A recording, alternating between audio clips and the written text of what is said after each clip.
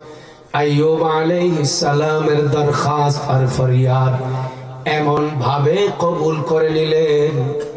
আইয়ুব আলাইহিস সালামকে ডাক দিয়ে বললেন, আইয়ুব, তোমার পরীক্ষায় তুমি সফল হয়ে গিয়েছো, শতভাগ তুমি পাশ করে ফেলেছো। এখনই তুমি তার প্রতিদান নিজের চোখ দিয়ে দেখবা। তুমি যেখানে শুয়ে আছো ওই জায়গায় গতকালকেও পানি ছিল না, এখনো তুমি কোনো পানি দেখতে পাচ্ছ না। আমি আল্লাহ তোমাকে নির্দেশ দিচ্ছি, উরকুদ বিরিজলিক, তুমি তোমার পা দিয়ে জমিনে আঘাত করো।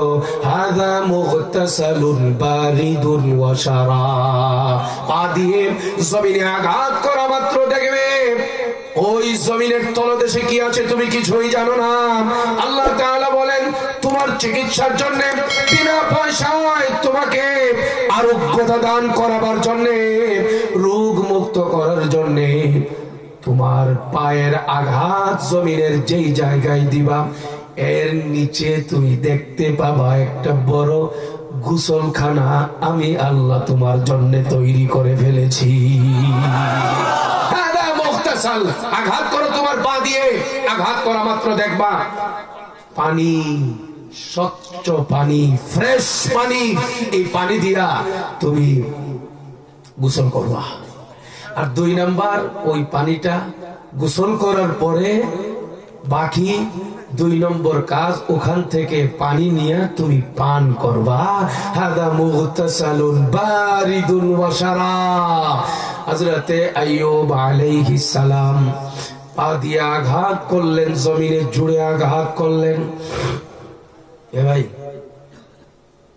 জমিনে আঘাত করছেন আর আল্লাহ তাআলা বলে দিবেন, হাদা মুগতাসাল, জমিনে আঘাত করো আইয়ুব।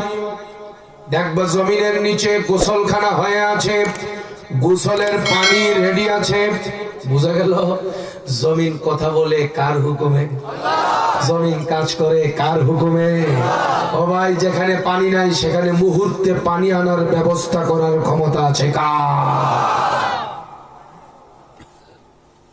ওহ, ডাইরেক্ট বলে দিলেন, আঘাত করো জমিনে, আঘাত করা মাত্র দেখবে আর জমিন থাকবে না, গোসলখানা হয়ে যাবে, গোসলের পানি রেডি হয়ে যাবে, গোসল করবা সেখানে।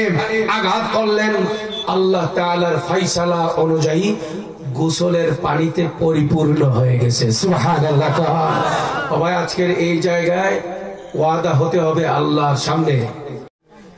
আলহামদুলিল্লাহ, আলহামদুলিল্লাহ নাহমাদুহু ওয়া নাস্তাঈনুহু ওয়া নাস্তাগফিরুহু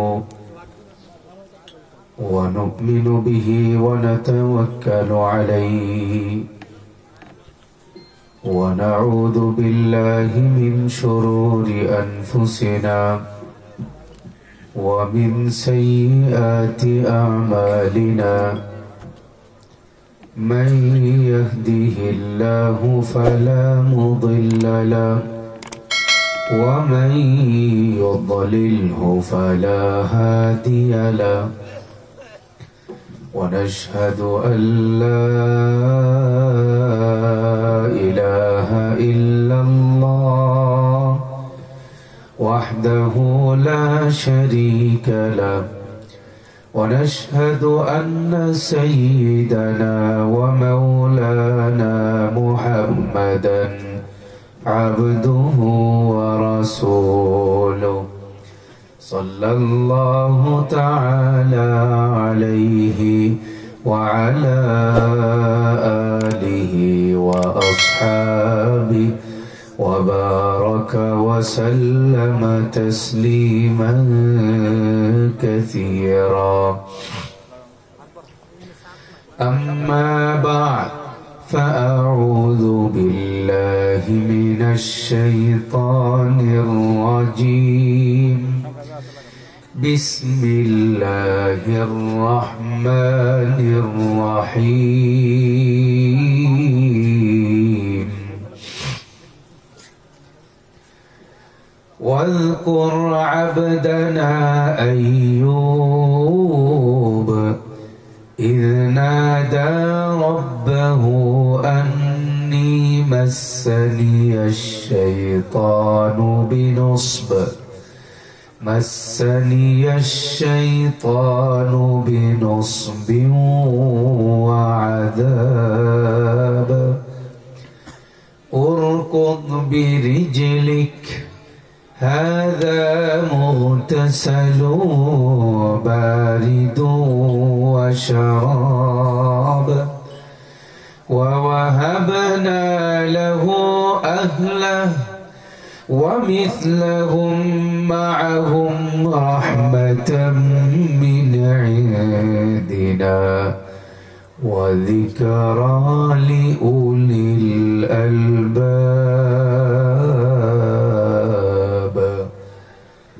صدق الله العظيم.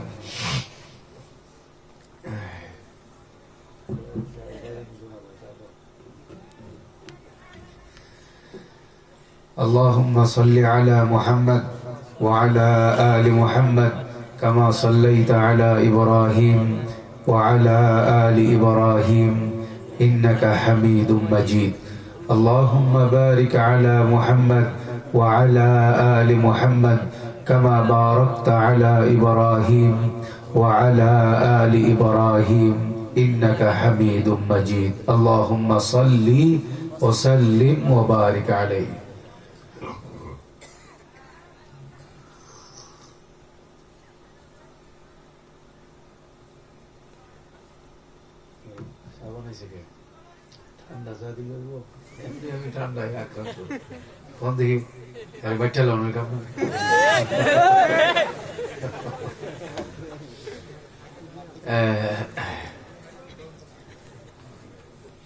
এমন ঠান্ডা আজকে হঠাৎ করে লাগছে, মাথা ব্যথা, একদম ঠান্ডায়। আবার মনে করেন না বলে করোনায় আক্রান্ত হয়েছে। এখন তো ইমান দুর্বল হয়ে গেছে মানুষের।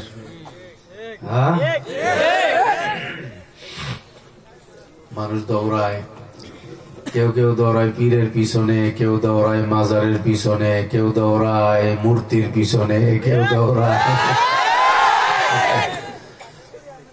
এই জন্য আমি যেহেতু আজকে শারীরিকভাবে অসুস্থ, আমি আয়াত নিছি, অসুস্থতার আয়াত, একবারে হালাতের সাথে মিল রেখে আল্লাহর কালামের কয়েকটি আয়াত আপনাদের সামনে তিলাওয়াত করলাম, এই নিয়তে যে আমার যে ঠান্ডা লাগছে এটা কি আমি ইচ্ছা করে লাগাইছি?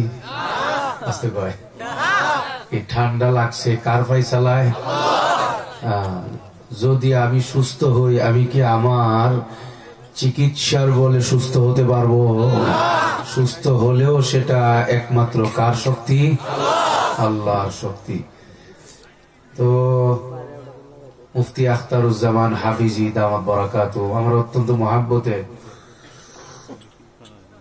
জোরের পরে ফোন দিছে, আমার আওয়াজের ভাবসাব শুই না আমার চেয়ে বেশি মনে হইলো যেন ভাঙ্গা পড়ছে উনি।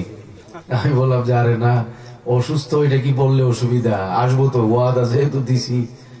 মাহফিল ওয়ালারা নিজেরা কোনো কারণে যদি মাহফিল করতে না পারে, তাইলে ওই হুজুর রে ফোন দিয়ে জিজ্ঞেস করারও প্রয়োজন মনে করে না, বলারও প্রয়োজন মনে করে না, হুজুর মাহফিলটা কিন্তু হবে না।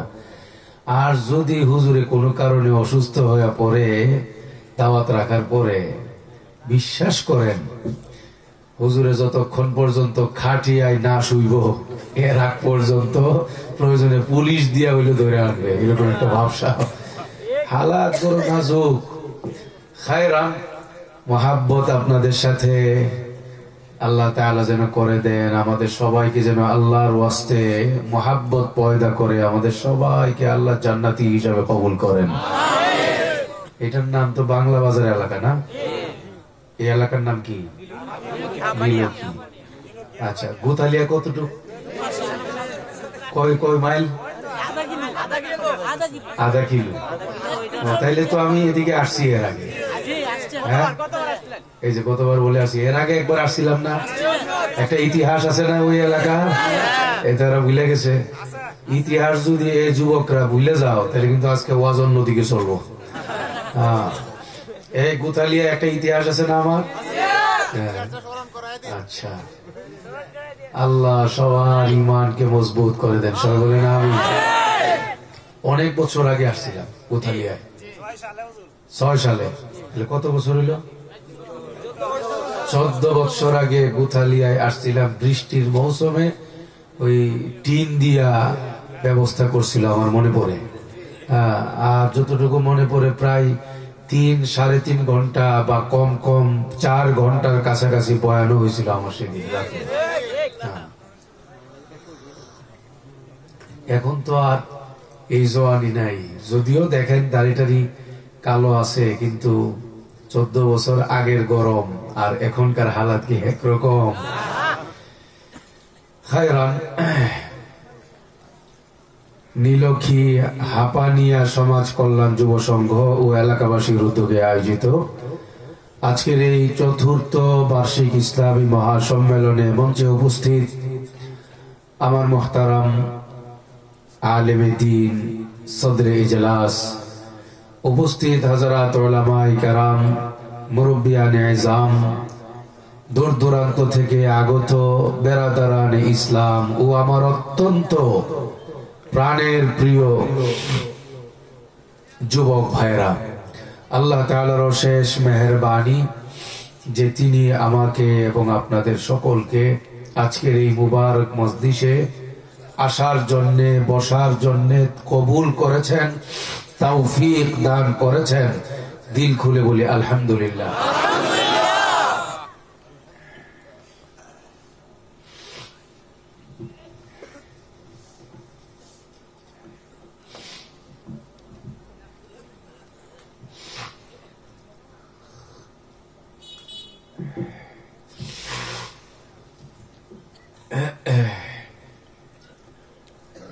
আপনাদের সামনে যে আয়াতে কারিমা আপনাদের সামনে তিলাওয়াত করলাম, এর তরজমা আল্লাহ তাআলা বলেন ওয়াজকুর আবদানা আইয়ুব। নবী, আপনি স্মরণ করুন আমার বান্দা আইয়ুবের ঘটনা। কে বলতেছেন? জোরে কর। হ্যাঁ। إذ نادى ربه أني مسني الشيطان بنصب وعذاب। যখন হযরত আইয়ুব আলাইহিস সালামের ব্যাপারে আল্লাহ তাআলা বলেন, যখন আইয়ুব তার রবকে ডেকে বলছিলেন আন্নী মাসসানিয়াশ শাইতানু বিনুসবিন ওয়া আযাব, আয় আল্লাহ আপনি আমাকে মুক্তি দান করেন, শয়তান আমাকে কষ্ট দিচ্ছে। কার কাছে বলছিল? মাসসানিয়াশ শাইতানু বিনুসবিন ওয়া আযাব।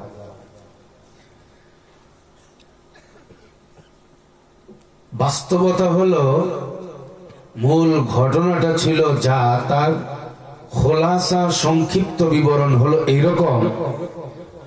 হযরত আইয়ুব আলাইহিস সালামকে আল্লাহ তাআলা পরীক্ষায় ফেলেছিলেন অসুস্থতার দ্বারা। তাকে অসুস্থতা দান করেছিলেন। আইয়ুব আলাইহিস সালাম এমন অসুস্থ হয়ে গেলেন, গায়ের মধ্যে বিচি উঠল, গায়ের মধ্যে দুর্গন্ধ বের হওয়া শুরু হয়ে গেল, গা থেকে পুজ পড়া শুরু হয়ে গেল, গায়ের পুজের মধ্যে মশা মাছি বসে খাওয়া দাওয়া শুরু করে দিল। গায়ের মধ্যে এই মশা মাছি দুর্গন্ধ পুজের যন্ত্রণায় ঘরের ভেতরে তো মানুষ থাকা দূরের কথা, পুরা এলাকায় পুরা সমাজে মানুষ বেঁচে থাকা মুশকিল হয়ে পড়ল, এত দুর্গন্ধ। আচ্ছা বলেন দেখি, এই দুর্গন্ধটা কার পক্ষ থেকে আসছে? এই অসুস্থতা কার পক্ষ থেকে আসছে? আমি আপনাদেরকে জিজ্ঞেস করি, এই পরিমাণ রোগ, যেই পরিমাণ রোগ হলে মশা খেতে থাকে, মাছি বসতে থাকে, দুর্গন্ধ বের হতে থাকে, ঘরের মানুষ নাক টিপে বসে থাকে, এলাকার মানুষ সম্পর্ক ছিন্ন করে ফেলে, এই রকম অসুস্থতায় কেউ যদি আপতিত হয়, আক্রান্ত হয়, আমি আপনাদেরকে জিজ্ঞেস করি, এই ব্যক্তিটা যদি খালি শুনে যে অমুক পীরের পায়ে গিয়া তুমি যদি খালি একটা সেজদা দাও তাইলে তুমি ভালো হয়ে যাবা, কি মনে করেন এই ব্যক্তি কি ওই পায়ে সেজদা দিবে না? বর্তমান জামানার কথা বলছি। বর্তমান জামানায় যদি এই রকম রোগে আক্রান্ত হয়, বাদ দেন আপনি সেই রকম রোগের কথা, কাউকে যদি করোনায় ধৈর্য জাতা মারে, করোনার নাম শুনেন না? আর অবস্থা যদি এমন হয়, ডাক্তাররা বলল আমাদের চিকিৎসা নাই, ডানে বামে যত পরামর্শদাতা আছে, হসপিটালের দায়িত্বশীল যারা আছে, সবাই ব্যর্থ হলো, সাফ জানিয়ে দিল আমাদের চিকিৎসা শাস্ত্রে আপনার কোনো চিকিৎসা নাই, এখন আপনি আল্লাহ বিল্লাহ করেন, আল্লাহ তাআলার কাছে হাত উঠান, দোয়া করেন, কান্নাকাটি করেন। আর ঠিক সেই মুহূর্তে যদি তলে তলে কোনো বেটা কানে কানে গিয়ে বলে তোমার উপায় একটা কিন্তু রয়ে গেছে, তুমি করবা কিনা ভেবে দেখতে পারো, অমুক ব্যক্তি অমুক জায়গায় গাছতলার নিচে বসে আছে, ঢাকার প্রাণ কেন্দ্রে, তার কাছে গিয়ে বেশি কিচ্ছু না, খালি পায়ের মধ্যে একটা সেজদা দিবা, তুমি ভালো হয়ে যাইবা। ওনার সঙ্গে কথা হইছে, উনি আল্লাহর সঙ্গে কথা বলছে, নাউজুবিল্লাহ। এই রকম কথা যদি কেউ বলে আর করোনায় মারা যাবে যে কোনো মুহূর্তে, এই রকম অবস্থার সম্মুখীন কেউ যদি হয়, বর্তমান এই দুর্বল ইমানদারের জামানায় এই লোকটা ওই ব্যক্তির পায়ে সেজদা দিবে কি দিবে না? আপনারা কি মনে করেন? দিবে না? আর যদি খালি বলা হয় এমন পীর আছে যেই পীর মা ফাতেমাকে বিয়ে করছে, নাউজুবিল্লাহ, দেওয়ানবাগি ভুলে গেছেন নাকি ভাই? দেওয়ানবাগি আছে না মারা গেছে? এখন দেওয়ানবাগির পরে যেটা বের হয়েছে আরো জঘন্য, সে বলতেছে যে বলবে দেওয়ানবাগি মারা গেছে এর ঈমান নাই। বলেন দেখি এর উপরে কোন শয়তান নাযিল হইছে? আপনি কি এটারে কোন রাডারে ধরে পারবেন? মনে হয় কোন যন্ত্র দিয়ে পারবেন যে কোন শয়তান এর উপরে নাযিল হইছে?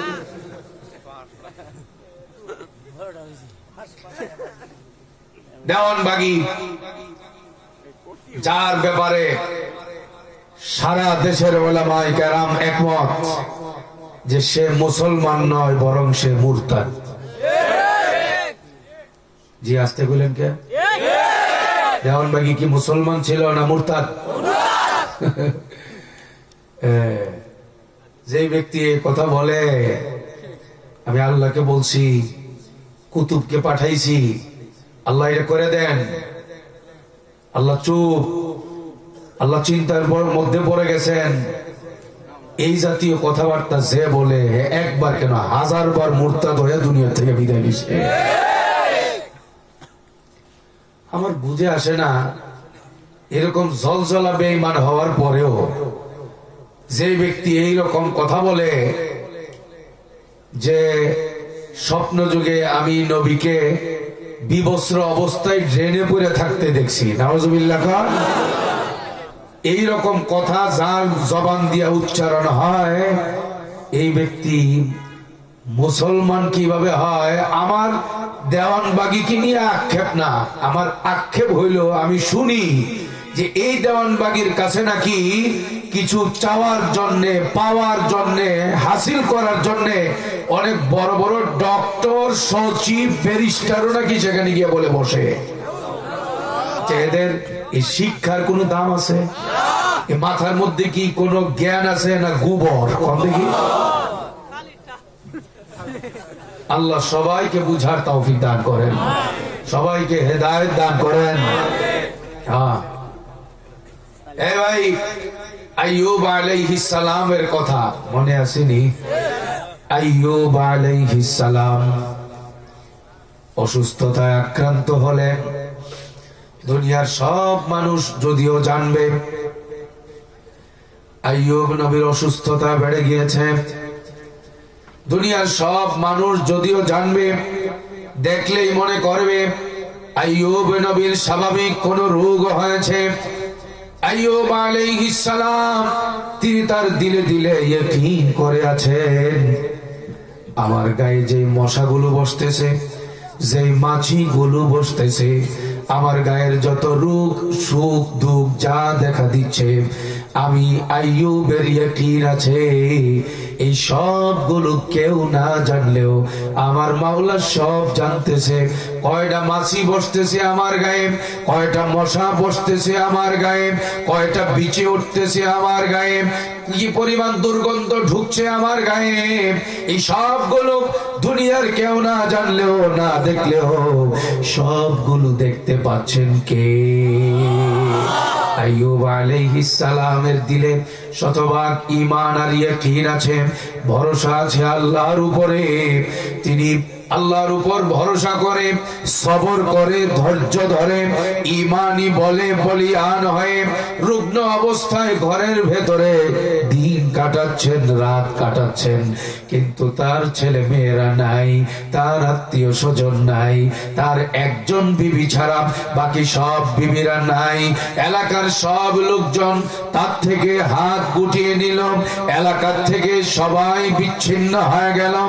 এক পর্যায়ে এলাকার মানুষ যখন কোনোভাবেই আর টিকতে পারছে না দুর্গন্ধের কারণে, দলবদ্ধ হয়ে এক দফা এক দাবি নিয়ে আইয়ুব আলাইহিস সালামের কাছে তারা আসলো আর বলল, শুনেন, আপনার এলাকা আপনার একজনের জন্য আমাদের পুরা এলাকা কষ্ট পাবে, এটা কি আপনি চান, নাকি আপনি নিজে এলাকা ছেড়ে দেবেন, আমরা শান্তিতে বসবাস করি, আপনি কোনটা চান?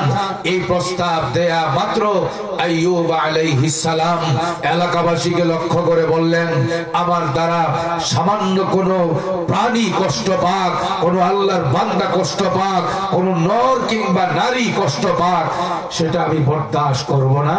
তোমাদের ঘরে তোমরা থাকো, তোমাদের সমাজে তোমরা থাকো, আমি চলে যাচ্ছি।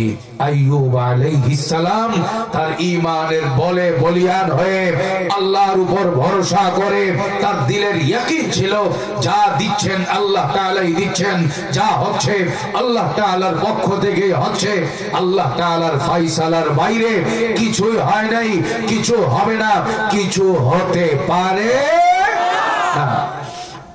এই ইয়াকিন নিয়ে তিনি পুরা এলাকাবাসীকে বিদায় জানালেন। এলাকাবাসীকে বিদায় দিয়ে সোজা খোলা আকাশের নিচে তিনি চলে গেলেন। খোলা আকাশে, মাঠে, ময়দানে একা একা তিনি পড়ে আছেন। বলেন দেখি, আর কেউ না দেখলেও তো কে দেখে? হযরত আইয়ুব আলাইহিস সালামের কি মন খারাপ? কথা বলেন, মন খারাপ কেন? কারণ রব্বুল আলামিনের ইচ্ছায় যা হবে একজন গোলামের জন্য খুশি হওয়া ছাড়া বিকল্প কিছুই থাকে না। কথা বলেন ঠিক কিনা? আইয়ুব আলাইহিস সালাম খোলা আকাশের নিচে দিন রাত কাটাচ্ছেন। এক সপ্তাহ, এক মাস, এক বছর, 10 বছর, 12 বছর। তাফসীরের কিতাবে লেখে একটানা 18 বছর তিনি একাকিত্বে খোলা আকাশের নিচে পড়েছিলেন, আর আল্লাহ তাআলার ফয়সালার ব্যাপারে তিনি সিদ্ধ হস্তে ইয়াকিন নিয়ে তিনি শুয়েছিলেন। এই 18 বছরের ভেতরে একবারের জন্য উফ শব্দটা পর্যন্ত করেন নাই। এর নাম ঈমান, এর নাম ইয়াকিন। কত বছর? একটু ঘুমিয়ে গেছে। কত বছর? 18। 18 দিন সহ্য করার মতো শক্তি আমাদের আছে। আল্লাহ, আল্লাহ তুমি আমাদের সকলের ঈমানকে মজবুত করে দাও। সবাই বলেন আমিন। হযরত আইয়ুব আলাইহিস সালামের কাছে 18 বছরের ভেতরে বারবার এসেছে। সর্বশেষ দরদি হয়ে মায়াবী কণ্ঠে হাত বাড়ানোর ছলে কলে আইয়ুব আলাইহিস সালামের কাছে একজন বন্ধু রূপে আসলো। আইয়ুব আলাইহিস সালামকে ডাক দিয়ে বলল, আইয়ুব সারা জীবন তো শুধু আল্লাহ আল্লাহই করলাম, আমার মাওলা দে মাওলা করে, মাওলাই নে সব করে আল্লাহ। এই দাওয়াত আর এই তাবলীগ আর মেহনতই তুমি করলা। কিন্তু আইয়ুব, আমি জানতে চাই, তুমি যে মাওলার গোলামি করে জিন্দেগি শেষ করতেছো, সে মাওলা তোমাকে কি দিল? ছেলে মেয়ে সব তিনি নিয়ে গেলেন, বিবি বাচ্চা সব দূর হয়ে গেল, এলাকাবাসী দূর হয়ে গেল, দুনিয়ার যত রূপ যৌবন সুস্থতা স্বাস্থ্য সবগুলো তুমি হারিয়ে ফেললে। তোমার মাওলা তোমাকে কিছুই দেয় নাই, মাওলার গোলামি করেছ তোমার গোটা জিন্দেগি, কিন্তু তুমি বঞ্চিত, কিছুই তুমি পাচ্ছ না। আইয়ো, আমি তোমাকে একটা প্রস্তাব দেই, তুমি সেই মাওলার কাছে হাত না বাড়িয়ে এই মুহূর্তে আমার কাছে তুমি চাও। চাইতে দেরি হবে, আমি তোমার সহযোগিতা করতে দেরি করব না।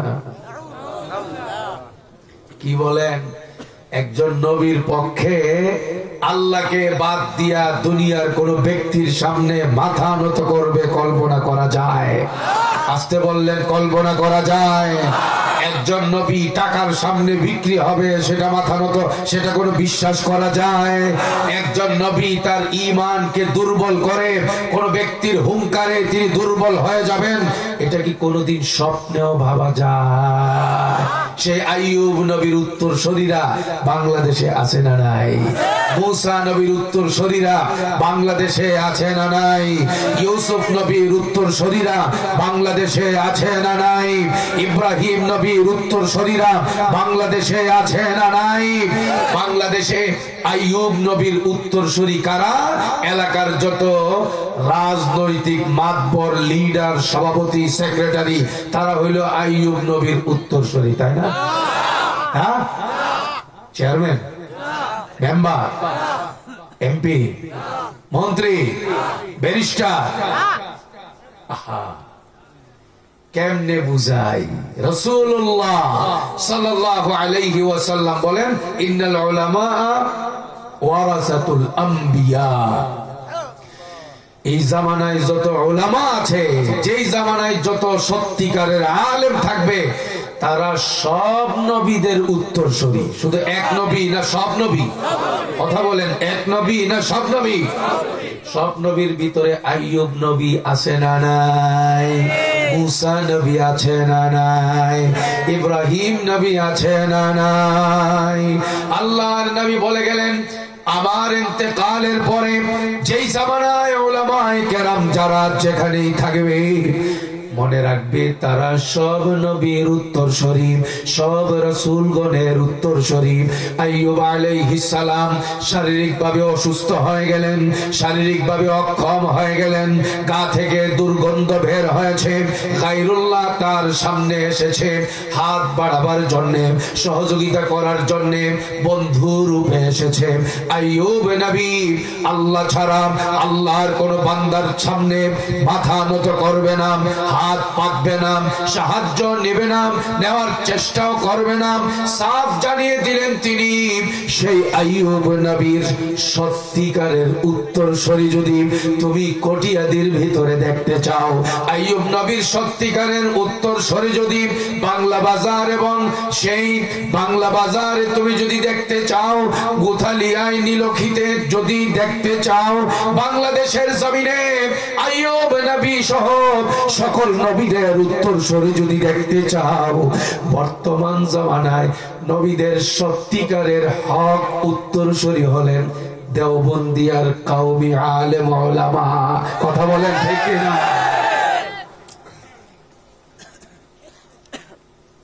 দেওবন্দি আলেম উলামা চেনার একটাই উপায়, আপনি দেখবেন দেওবন্দি উলামায়ে কেরাম আইয়ুব নবীর আদর্শে নিজেদেরকে আদর্শবান বানায়।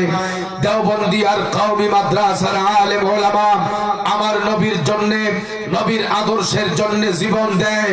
সকল নবীদের আদর্শকে তারাই কেবল লালন করে, আল্লাহর হুকুমকে প্রত্যেকটা ঘরে ঘরে পৌঁছাবার জন্য কোনটা শিরিক, কোনটা কুফর, কোনটা ঈমান, কোনটা হক, কোনটা বাতিল, কোনটা সুন্নাত, কোনটা বেদাত, এই সবগুলো নির্ভয়ে বাংলাদেশে বলে যাচ্ছেন প্রকাশ্যে গোপনে খানকায় মসজিদে মাহফিলে বর্তমান জমানায় একমাত্র দেওবন্দি এবং কওমি উলামায়ে কেরাম।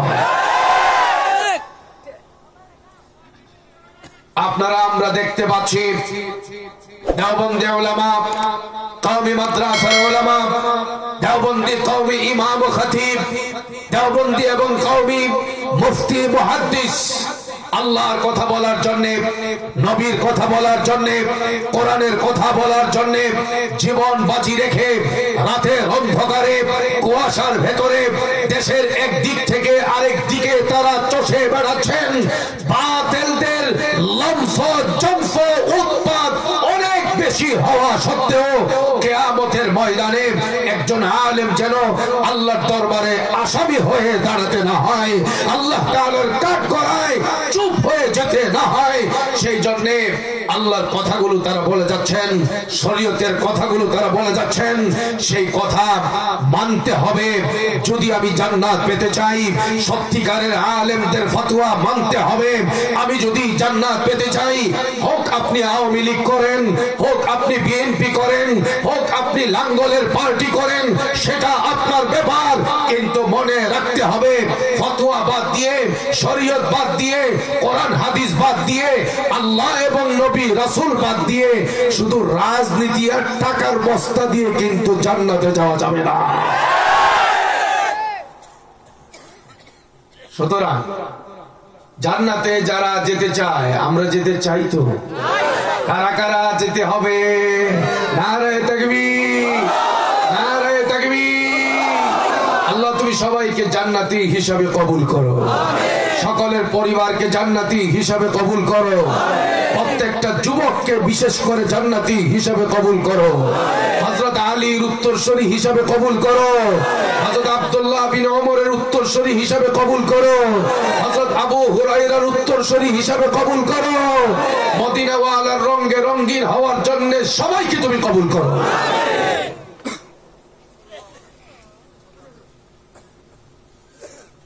আজকে আমাদের সকলের এই জায়গাতে মূল সবক হবে ঈমানকে মজবুত করে বাড়িতে যাব ইনশাআল্লাহ। কোন খারাপ? হ্যাঁ, একটু লম্বা হয়ে গেলে অসুবিধা নাকি? 10 মিনিট শেষ, একটু লম্বা। হ্যাঁ, সারা রাত সিরা মুড়ি তো আনলেন না, খালি আরে যা গড়াইলেন আপনারা, খাওয়া দাওয়া করে আসছেন তো নাকি? আরে নিয়ত করেন না যে এখান থেকে যদি আল্লাহ তাআলা ডাক দিয়ে দে, আল্লাহ তাআলার ফজল করমে জান্নাতে গিয়া খাবো ইনশাআল্লাহ। আল্লাহ তুমি সবাইকে জান্নাতি হিসাবে কবুল করো, হাবিবে পাকের দিদার স্বপ্ন যুগে নসিব করো, হাবিবে পাকের পবিত্র হাতে কিয়ামতের ময়দানে কাউসারের পানি নসিব করো। আইয়ুব আলাইহিস সালামের কাছে লোকটা আসছে, মনে আসেনি কথা? ভালো মানুষ, আস্তে কথা, কে আসছে কোন দেখি? শয়তান মনে হয় মারা গেছে। ভালো করে বুঝেন, আপনাদের এলাকায় শয়তান মারা গেছে, শয়তান মরবো। ক্বালা আনজিরনি ইলা ইয়াউমি ইউবআসুন ক্বালা ইন্নাকা মিনাল মুনযিরিন ইলা ইয়াউমিল ওয়াক্তিল মালুম ক্বালা ফাবিইজ্জাতিক لأغوينهم أجمعين إلا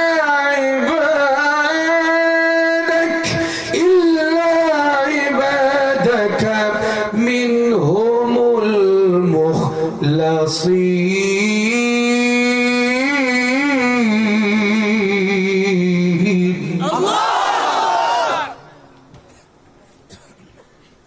শয়তান আল্লাহর কাছে আবদার জানাইছে, রব্বি আনজিরনি ইলা ইয়াউমি ইউবআসুন, আয় আল্লাহ আমার হায়াত কিয়ামত পর্যন্ত বাড়ায় দেন। কার কাছে আবদার জানাইছে? আল্লাহ তাআলা বলেন ইন্নাকা মিনাল মুনজারিন, যা তোরে দিলাম কিয়ামত পর্যন্ত লম্বা কইরা, কি করবি তুই দেখি। ডাইরেক্ট আল্লাহ তাআলার সামনে বলে দিল তবে ইজ্জতিক। গ্রামের মানুষ কয় না সুরের মায়ের এই জাতীয় কথা শুনছেন না? তবে ইজ্জতিক লাউযিয়ান্নাহুম আজমাইন। শয়তান আল্লাহ তাআলাকে ডাক দিয়ে বলে আল্লাহ আপনার ইজ্জতের কসম খেয়ে বলছি পুরা আমি তো মরছি জাহান্নামে যাবই। পুরা নীলক্ষী, গুথালিয়া, বাংলা বাজার আরো যত বাজার আছে সবাই লইয়া আমি জাহান্নামে যাবো, আমি একা যাবো না।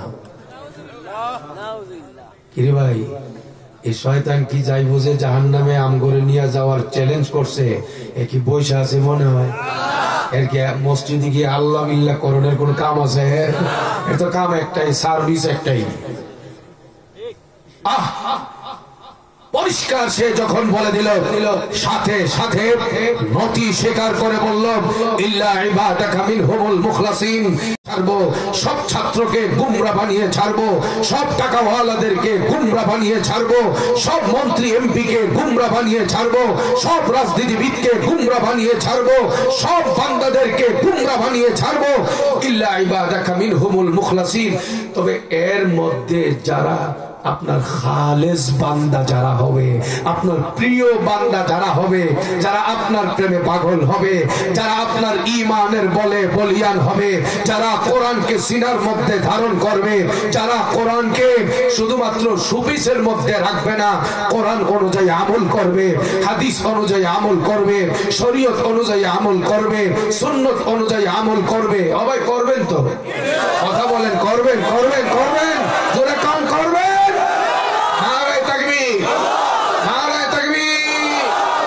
শয়তান এই ক্ষেত্রে এসে নতি স্বীকার করে বলল আপনার মুখলেস প্রিয় খাঁটি বান্দা যারা, যাদের মধ্যে কোনো বেজাল নাই, বেজাল মানে টাকার সামনে যারা ঘুরে না, ক্ষমতা পাইলে যারা ঘুরে যায় না,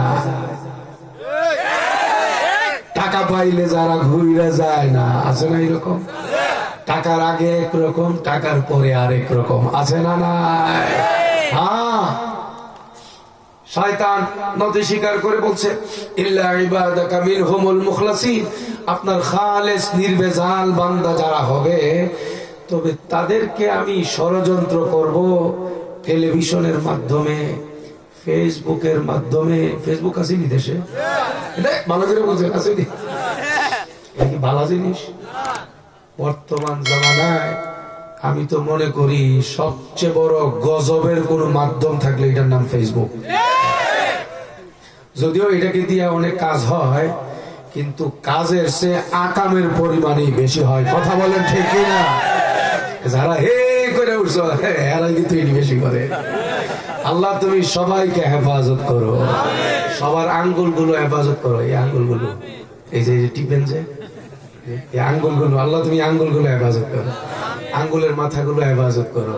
এই যে লাইক দেন, শেয়ার দেন, কমেন্ট করেন, এই যে আছে না? আরে বাবা, অটো চালায়, অটো চালায় সারাদিনে। হ্যাঁ, নিজের হাতে কাজ করা এটা গর্বের বিষয়। সারাদিনে 200-300 টাকা ইনকাম করে, মাস শেষে তার হয়তো 9,000 10,000 টাকা তার ইনকাম হবে। বাবা মা ছেলে মেয়ে সবাইকে নিয়ে এসে খাবে, চলবে আরামসে। এরকম 2.5 হাত মার্কা লম্বা মোবাইল তুমি কিনছো কি লেগা? এরকম আছে না? এই মোবাইলটা খালি কিনছে এতটুকুই শেষ। এটারে তাজা রাখার জন্য, জিন্দা রাখার জন্য ঘাস দিতে হয়, ভুসি দিতে হয়, না? এটার পিছনে কত কিছু খরচ করা লাগে। আবার দেখা যায় বেটার বয়স হয়ে গেছে 50। হ্যালো, ফোন দিছে বিয়ানের বয়স ছিল ধরেন কত 50। হাই রে বাবা, প্রেম ফিরিতি কারে কয়? ফেসবুক দিয়ে আর কিচ্ছু না হইলেও আকামের ফিরিতিটা ঠিক মতো হয়। আল্লাহ তুমি সবাইকে হেফাজত করো। যুবকদেরকে হেফাজত করো। সব মুরব্বী যারা আছেন সবাই চৌকান্না এবং সতর্ক হওয়া লাগবে। এই ফেসবুকের দ্বারা যেন আমার সংসারে আগুন না লাগে, আমার চরিত্রে আগুন না লাগে, আমার পাড়া পড়শিতে আগুন না লাগে। মারামারি, দাঙ্গা হাঙ্গামা, সংসার নষ্ট হওয়া, পরকীয়ায় আসক্ত হওয়া, জেনা ব্যভিচারে লিপ্ত হওয়া, এর জন্য সবচেয়ে বেশি দায়ী বর্তমান জামানায় এই ফেসবুক আর ইউটিউবের চ্যানেলগুলো। কথা বলেন ঠিক কিনা? আল্লাহ তাআলা সবাইকে বুঝে সতর্ক হয়ে চলার তৌফিক দান করেন। এই ভাই, বলছিলাম যে আইয়ুব নবীর কথা মনে আসেনি? ওনার কাছে কি ভালো মানুষ গেছে? কে গেছে বলেন তো? শয়তান। শয়তান গিয়ে বলছে, শয়তান গিয়ে বলছে, আল্লাহর কাছে তো আপনি অনেক চাইছেন, অনেক কান্নাকাটি করছেন, আল্লাহর গোলামি অনেক করছেন, কই আল্লাহ তো আপনার কিচ্ছু দিল না, সব নিয়েই গেল। এই জাতের কথা কিন্তু আমাদের দেশে, আমাদের সমাজের মধ্যেও মানুষ রূপী কিছু মানুষ আছে, তারাও কিন্তু বলে যে আল্লাহ বিল্লাহ তো বহুতই করি। নামাজের কথা বলতে গেলে মহিলাদেরকে বললে নামাজ পড়ো না, নামাজ আর কত পড়বো, বহুত পড়ছি কিন্তু দেখলাম পেটের কালা তো দূর হয় না। হ্যাঁ বলে এইগুলো, এত নামাজ পড়ি, এত রোজা করি, এত দান খায়রাত করি, বিপদ খালি আমাকেই দেখে। হুজুর বুঝলাম না। এক মুসল্লি আমাকে বলতেছে, হুজুর আমি আমার জীবনে, আপনি তো জানেন কত আগে মসজিদে চলে আসি, আমার ছেলে মেয়েদেরকে নামাজ পড়ানোর জন্য কত চেষ্টা করি, মসজিদে দান করি, মাদ্রাসায় দান করি, আলেমদের সঙ্গে থাকার চেষ্টা করি, দোয়া করি, শেষ রাত্রে 4টা 3:30টার সময় উঠি, তাহাজ্জুদের নামাজ আদায় করি, আমি তাওবা ইস্তেগফার করি, ফজরের আগ পর্যন্ত ঘুমাই না, ফজরের পরে তাসবিহ পড়ি, তারপরে ইশরাক পড়ে পরে তারপরে আরাম আর বিশ্রামের মধ্যে যাই। কিন্তু হুজুর বুঝলাম না, সব বিপদকে আল্লাহ খালি আমার জন্যই রাখছে। হুজুর জান, আপনাকে বললাম শুধু আজকের এখন থেকে আমি আর নামাজই পড়ব। আমারে কয়। আমি বলছি যে আপনি নামাজ না পড়লে আল্লাহর যে কি ক্ষতি হয়ে যাইব। আমি নামাজ না পড়লে আল্লাহর কোনো ক্ষতি আছে? আপনি নামাজ না পড়লে কোনো ক্ষতি আছে? সারা বাংলাদেশের সব মানুষ যদি নাস্তিক হয়ে যায়, আল্লাহর কোনো ভান্ডারে অভাব পড়বে? আসতে কইলেন। সারা পৃথিবীর সবগুলো মানুষ যদি মুসলমান হয়ে যায়, আল্লাহর ভান্ডারে বিন্দু পরিমাণ বাড়বে? যদি আমি আল্লাহ বিল্লাহ করি, নেক আমল করি, লাভটা হবে কার? আর যদি আমি অন্যায় করি, নাফরমানি করি, ক্ষতি হবে কার? বলেন তো, আইয়ুব আলাইহিস সালামের কাছে যে গেল, ভালো লোক গেছে? কে গেছে? শয়তান। আইয়ুব আলাইহিস সালাম, এই দেখেন ঈমানি সবক। আইয়ুব আলাইহিস সালাম, এই শুনেন এই কথাটা শুনেন, দেখেন কি ঈমানি সবকটা। এই জায়গাটার জন্যই আমি মনে আসছি, এই ঈমানি সবকটা এটা মুখস্থ করেন। আইয়ুব আলাইহিস সালাম, সবাই অ্যালার্ট হয়েছেন তো? মুখস্থ করবেন তো? উনি জবাবে বললেন, আল্লাহ দিছে, আল্লাহ নিছে, আমার কোনো দুঃখ নাই। কি বলছে? আল্লাহ দিছে, আল্লাহ নিছে, আমার কোনো দুঃখ দিয়েছেন কে? নিয়েছেন কে? আমার আপনার কিছু করার আছে? সর্বশেষ এই জায়গাতে যখন আক্রমণ করলো শয়তান, ঈমান নিয়ে যখন ষড়যন্ত্র করা শুরু করে দিল, আইয়ুব আলাইহিস সালাম সহ্য করতে পারলেন না। 18 বছর পরে আল্লাহ তাআলাকে ডাক দিয়ে বললেন, আল্লাহ আমার ঈমানে আগুন দাউ দাউ করে জ্বলতেছে, এই শয়তান আমার ঈমানে আক্রমণ করে আমাকে কষ্ট দিচ্ছে। আল্লাহ আমি চাচ্ছি আপনি যদি আমার প্রতি নারাজ হয়ে না থাকেন, আমাকে এই আযাব থেকে, এই রূপ থেকে আপনি আমাকে একটু মুক্তি দিয়ে দেন, না হয় সকালেও আসে শয়তান, বিকালেও আসে শয়তান, সুযোগ পাইলেই আসে শয়তান। বর্তমান জামানায়ও এই জামানার যুবকদেরকে নষ্ট করার জন্য, মেয়েদেরকে নষ্ট করার জন্য, শিক্ষিত ছেলেদের ঈমান, আকীদা, চিন্তা, চেতনাকে ধ্বংস করার জন্য টেলিভিশনে একটা দুইটা না, শত শত নাস্তিক তারা বসে আছে, শত শত নাস্তিক বসে আছে।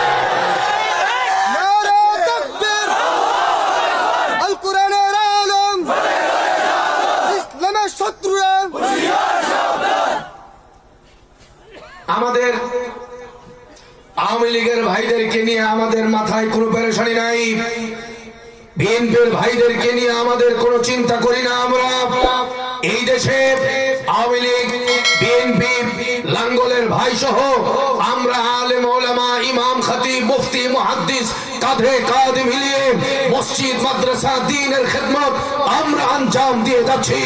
সরকার এবং প্রশাসনকে সতর্ক হওয়ার জন্য বলে দিচ্ছি, এই সুন্দর পরিবেশটা আমরা যদিও খুব পছন্দ করি, আমরা চাচ্ছি দেশ শান্তিতে আছে, শান্তিতে থাকুক, এটা এদেশের আওয়ামী লীগের ভাইরাও চায়, বিএনপির ভাইরাও চায়, সব দলের ভাইরাও চায়, কিন্তু চায় না শুধুমাত্র শাহরিয়ার কবির মার্কা নাস্তিক এবং তাদের দালাল। আজকে আমাদের কথা একটাই, এই দেশ শান্তিতে আছে, শান্তিতে থাকবে, তবে এই দেশকে উত্তপ্ত করার জন্য, আলেম ওলামাদের ইজ্জতের উপর আঘাত করার জন্য, এই দেশের সার্বভৌমত্বের উপর আক্রমণ করার জন্য, এর জন্য কেউ দায়ী নয়। ভিনদেশী শত্রুরা এর জন্যে বিভিন্ন রকমের নাস্তিকদেরকে কাজে লাগাইছে। সরকার এবং মাননীয় প্রধানমন্ত্রীর কাছে আমাদের একটাই আবদার, আমাদের কওমি মাদ্রাসার আলেম ওলামাদের সর্বোচ্চ সনদ দাওরে হাদিসের সনদকে মাস্টার্সের মান আপনি দিয়েছেন, আপনাকে বুঝতে হবে, আপনাকে জানতে হবে, আপনাকে সতর্ক হতে হবে। দেশকে শান্ত রাখার জন্য আমাদের দাবি একটাই, দেশ কোন দলে চালাবে, কে চালাবে, সরকারে কে থাকবে, কে উঠবে, কে বসবে, এ নিয়ে আমাদের মাথা ব্যথা নেই। আমাদের কথা একটাই, নাস্তিক মুরতাদ যারা, তারা যেন বক্তব্য দিতে না পারে, দেশে বিশৃঙ্খলা তৈরি করতে না পারে, তাদের ডাটা দেখে দেখে আইডি কার্ড তদন্ত করে কঠোর শাস্তির আওতায় আনতে হবে। ভাই আইয়ুব আলাইহিস সালাম মনে আসেনি কথা? যখনই দেখলেন আর সহ্য হচ্ছে না, আল্লাহ তাআলার কাছে হাত উঠাইছে। কত বছর পরে না বলে না, কত বছর পরে আল্লাহ তাআলা আইয়ুব আলাইহিস সালামের সেই ঈমানি চেতনা, আইয়ুব আলাইহিস সালামের দরখাস্ত আর ফরিয়াদ এমন ভাবে কবুল করে নিলেন। আইয়ুব আলাইহিস সালামকে ডাক দিয়ে বললেন, আইয়ুব, তোমার পরীক্ষায় তুমি সফল হয়ে গিয়েছো, শতভাগ তুমি পাশ করে ফেলেছো, এখনই তুমি তার প্রতিদান নিজের চোখ দিয়ে দেখবা। তুমি যেখানে শুয়ে আছো ওই জায়গায় গতকালকেও পানি ছিল না, এখনো তুমি কোনো পানি দেখতে পাচ্ছ না। আমি আল্লাহ তোমাকে নির্দেশ দিচ্ছি, উরকুদ বিরিজলিক, তুমি তোমার পা দিয়ে জমিনে আঘাত করো। হাযা মুগতাসালুন বারিদুন ওয়া শারাব, পা দিয়ে জমিনে আঘাত করা মাত্র দেখবে ওই জমিনের তলদেশে কি আছে তুমি কিছুই জানো না। আল্লাহ তাআলা বলেন, তোমার চিকিৎসার জন্য বিনা পয়সায় তোমাকে আরোগ্যতা দান করাবার জন্য, রোগ মুক্ত করার জন্য তোমার পায়ের আঘাত জমিনের যেই জায়গায় দিবা এর নিচে তুমি দেখতে পাবা একটা বড় গোসলখানা আমি আল্লাহ তোমার জন্য তৈরি করে ফেলেছি। আঘাত করো, তোমার পা দিয়ে আঘাত করা মাত্র দেখবা পানি, স্বচ্ছ পানি, ফ্রেশ পানি, এই পানি দিয়া তুমি গোসল করবা। আর 2 নাম্বার, ওই পানিটা গোসল করার পরে বাকি 2 নম্বর কাজ ওখান থেকে পানি নিয়ে তুমি পান করবা। হাদা মুগতাসালুন বারিদুন ওয়া শারাব। হযরতে আইয়ুব আলাইহিস সালাম পা দিয়ে আঘাত করলেন, জমিনে জুড়ে আঘাত করলেন। এ ভাই, জমিনে আঘাত করছেন আর আল্লাহ তাআলা বলে দিবেন হাদা মুগতাসাল, জমিনে আঘাত করো আইয়ুব, দেখবা জমিনের নিচে গোসলখানা হয়ে আছে, গোসলের পানি রেডি আছে। বুঝা গেল? জমিন কথা বলে কার হুকুমে? জমিন কাজ করে কার হুকুমে? ও ভাই, যেখানে পানি নাই সেখানে মুহূর্তে পানি আনার ব্যবস্থা করার ক্ষমতা আছে কার? ওহ, ডাইরেক্ট বলে দিলেন আঘাত করো জমিনে, আঘাত করা মাত্র দেখবে আর জমিন থাকবে না, গোসলখানা হয়ে যাবে, গোসলের পানি রেডি হয়ে যাবে, গোসল করবা সেখানে। আঘাত করলেন, আল্লাহ তাআলার ফয়সালা অনুযায়ী গোসলের পানিতে পরিপূর্ণ হয়ে গেছে। সুবহানাল্লাহ। ভাই, আজকের এই জায়গায় ওয়াদা হতে হবে আল্লাহর সামনে, অসুস্থতা হোক আর সুস্থতা হোক, জীবনের প্রতিটা মুহূর্তে আমি চাইবো একমাত্র কার কাছে? অসুবিধা হইলে সুবিধার জন্য চাইবো কার কাছে? অসুস্থতা হইলে সুস্থতার জন্য চাইবো কার কাছে? বিপদ আপদ হলে মুক্ত হওয়ার জন্য দুয়ার জন্য হাত উঠাবো কার কাছে? নাকি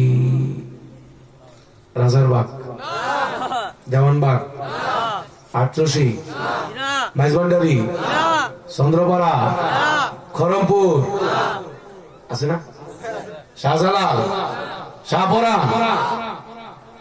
দেয়ার মালিক আসতে কইলেন, দেয়ার মালিক। উফ, এটা কি ইচ্ছা মনে করছো বলবো? আপনাদের তো কষ্ট হয়ে যায় কিনা এই ভয়ে আছে। বহুদিনের পুরনো ভালোবাসা তো আপনাদের সাথে, ওই যে গোথালিয়া, ওই ইতিহাসটা সামনে আনার দরকার আছে না নাই? আমি যখন হাটহাজারী মাদ্রাসায় পড়াশোনা করি ফতোয়া বিভাগে, নানুপুরি হুজুর, পিসা হুজুর রহমতুল্লাহ আলাই ইন্তেকাল করছেন, সুলতান নানুপুরি রহমতুল্লাহ আলাই। হযরতের জানাজায় আমরা গেলাম, ফতোয়া বিভাগের ছাত্ররা আমরা ছিলাম প্রায় 25 জন। আমরা গেলাম জানাজায়। জানাজা শেষ করে আমরা একটা টেম্পু ভাড়া করে নিয়েছিলাম। টেম্পু বুঝিনি? টেম্পু, ওই টেম্পু, হ্যাঁ, আরে সিএনজি না ওটা, টেম্পু, টেম্পু বড় সড়ো যেটা, ওইটা ভাড়া করে নিয়ে গেলাম। ওইটা নিয়ে আবার চলে আসবো। ঘটনা কি হইলো, রাস্তার মধ্যে আসার সময় দেখি রাস্তার মধ্যে একটা গেট দেখা যায়, লেখা আছে মাইজভান্ডার। মাইজভান্ডারের নাম শুনেন নাই? লেখা আছে মাইজভান্ডার। পরে সবাই মিলে বললাম, কত নাম শুনি মাইজভান্ডারের, আর জীবনে কত বয়ান আর ওয়াজও তো করা লাগতে পারে। মাইজভান্ডার কি জিনিস, রাস্তায় যেহেতু পড়ে গেছে কে, একটু দেখা যাই। সবাই মিলে বললাম যে আচ্ছা, তো ঠিক আছে। মাশওয়ারা কইরা আমির সাহেবের মাথা হাতে আমরা 25 জন রওনা দিলাম। মাথার মধ্যে তো আল্লাহর মেহেরবানিতে যতটুকু মনে পড়ে পাগড়ি টাগড়ি সহ হয়েছিল, লম্বা পাঞ্জাবি, হাটহাজারীর ছাত্র আমরা। বিশ্বাস করেন, মাইজভান্ডারের সীমানার ভিতর দিয়ে যখন 25 জন হাঁটতেছি, কি মনে করেন বাংলাদেশ স্বাধীন হওয়ার পরে বা ওই মাজার হওয়ার পরে, ওই কবর হওয়ার পরে এই 25 জন ফেরেশতা এটার ভিতর দিয়ে গেছে, কোনোদিন এরকম দেখছে? যেই মাত্র এই 25 জন একই ধাঁচের মানুষ আমরা হেঁটে যেতেছি, ডানে বামে চতুর্দিক থেকে চিড়িয়াখানার পাখি যেভাবে দেখে মানুষ, সবাই আমাদের দিকে তাকাইতেছে। আমরাও ডানে বামে তাকাই, কারণ বলা তো যায় না, যদি শুরু হয়ে যায়। আগাইলাম, আগাইতে আগাইতে গেলাম এক জায়গায়, গিয়ে দেখি খেলা চলতেছে। খেলা, পীর ঢোল বাজায়া তাকে তার কামরা থেকে একটা কবরের সামনে আনছে, ডানে বামে লোকজন দাঁড়ানো, আর ঢোল বাজাইতে বাজাইতে তাকে আনছে, সাদা কাপড় পরা। বাপরে বাপ, পিসাব কারে কয়, একদম পালিশ পীর। পালিশ মানে বুঝেন না, মানে কি? দাড়ি থাকবে দূরের কথা, হুঙ্গাও নাই, বুঝে না? আরে বুঝেনি কথা, তার মানে কি? Polish, clean shave. আমরা সবাই মিলে কইলাম যে জীবনে কত পীর দেখলাম, এরকম তেসাল্লা পীর তো জীবনে দেখছি না। সবাই মিলে দাঁড়াইছি, 25টা মানুষ যদি পাঞ্জাবি জুব্বা টুব্বা পাগড়ি নিয়ে কোন এইরকম ব্যক্তির মাঝখানে দাঁড়ায়, আপনি কি মনে করেন 10 নম্বর সতর্ক সংকেত নাজেল হওয়ার জন্য আর কিছু দরকার আছে মনে করেন? এখন তো ঢোল তবলা সব রেডি করছে, বাড়ি তো দিতে পারেন।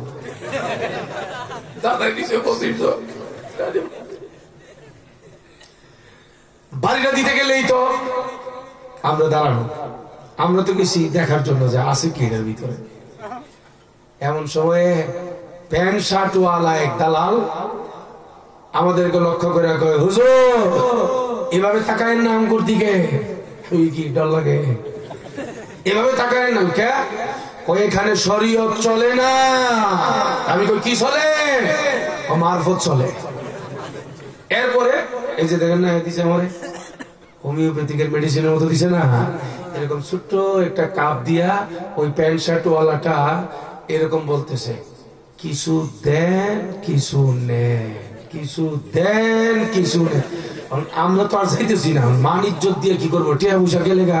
এই জন্য আমাদেরকে রাইখেই বলতেছে কিছু দেন কিছু নেন, চিটাঙ্গের ভাষায়। আমি বললাম যে এটা কোনটা ভাই? কিছু দেন কিছু নেন।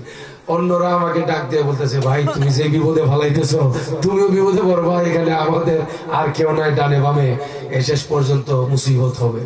ওখান থেকে বের হয়ে আইছি, বের হইয়া গেছি আরেক জায়গায়। এটার মধ্যে বহু রঙের খেলা। আরেক জায়গায় গেছি, গিয়ে দেখি বিরাট বড় একটা ঘর।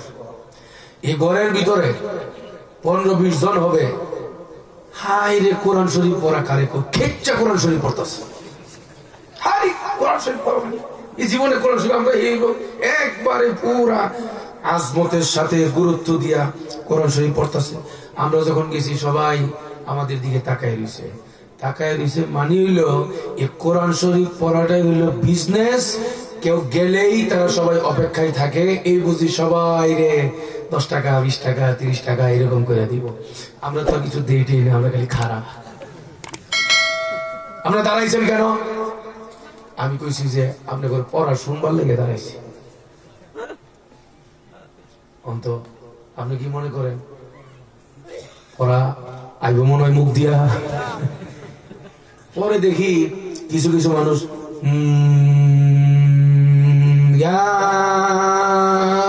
আবার এগুলো বুবা দেখছিলাম, এই জাতের বুবা তো দেখছি না। এরপরে এই ঘরের সামনেই দেখি আরেকটা কবর। ওই কবরের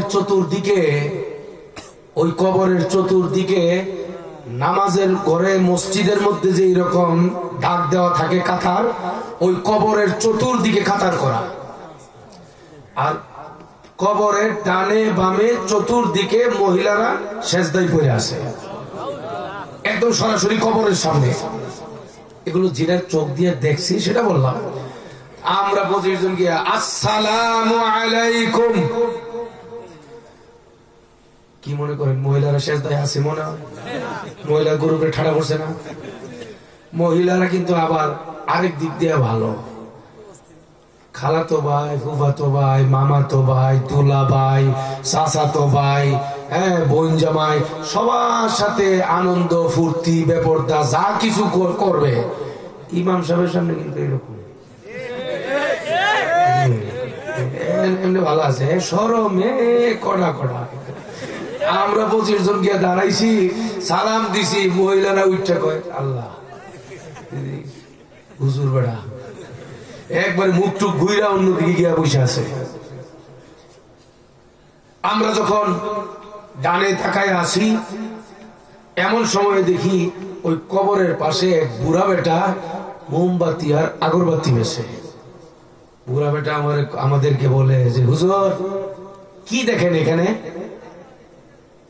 আমি বললাম সেজদা করে যে কবরকে এটা দেখি। বুড়া বেটা না জজবার মধ্যে উঠা, বুড়া মানে কি উনকে সাল্লে বুড়া আমি দেখছি না, এই বুড়া উঠা কয় কি আপনি জানেন না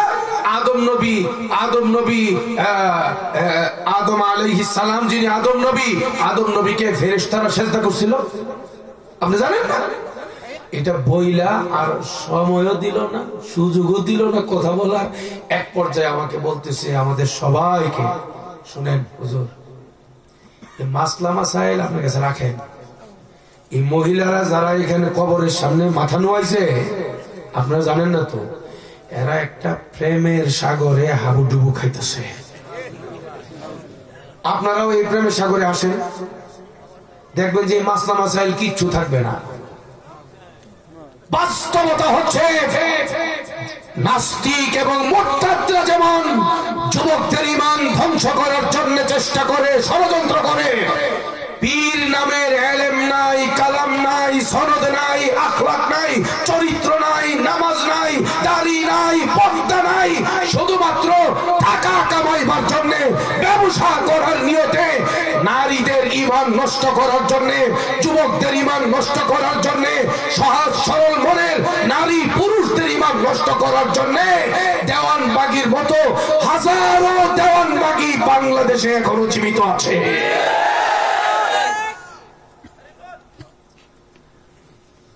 আজকে আমি আপনাদের কাছ থেকে আইয়ুব আলাইহিস সালামের এই ঘটনাকে সামনে রেখে আমি জানতে চাই, অসুবিধা হোক, অশান্তি হোক, পেরেশানি হোক, দুর্ভিক্ষ হোক, অভাব অনটন হোক, ছেলে মেয়েদেরকে বসে আনা লাগুক, যত রকমের প্রয়োজন আছে সব প্রয়োজনে একমাত্র চাইবো আমরা কার কাছে?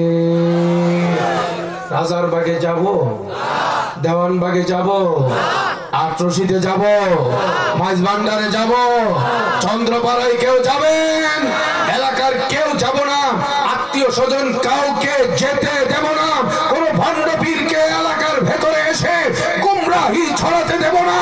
কারা কারা তৈরি হবা আল্লাহকে দেখা।